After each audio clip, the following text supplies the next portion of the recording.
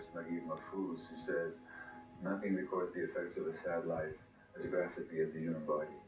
In a psychological sense, it's absolutely true.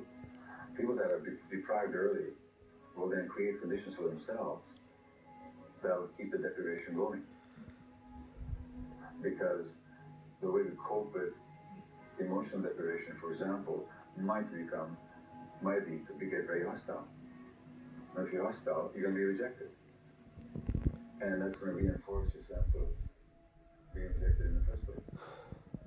Or you might, to deal with the pain that's unbearable, turn to addictions, and all the addictions are always about pain. And my mantra is not why the addiction, but why the pain. And I can show that, how that's true physiologically, that's true psychologically, spiritually. So then people start engaging in addictions as a way of dealing with their pain.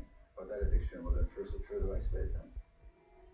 Because family members don't want to deal with an addict, reasonably so. It's very difficult and painful to do so.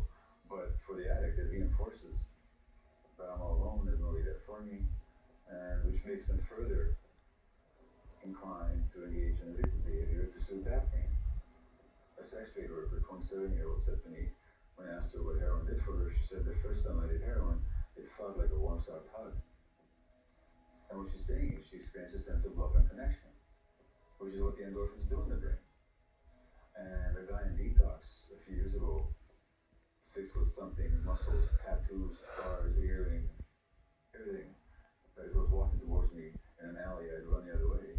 But I asked him, what did the heroin do for you? And he said, I don't know how to tell you this, Doc, but it's like when you're 3 years old and you're shivering because you're sick as a kid, and your mother wraps you in a warm blanket, puts you on her lap, and gives you some warm chicken soup. That's what the heroin feels like. He's starting with love. Now, then you ask, why can't people give it up?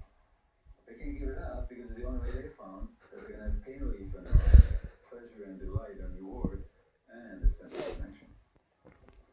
So homelessness in the chronic illness may be seen as a coping mechanism.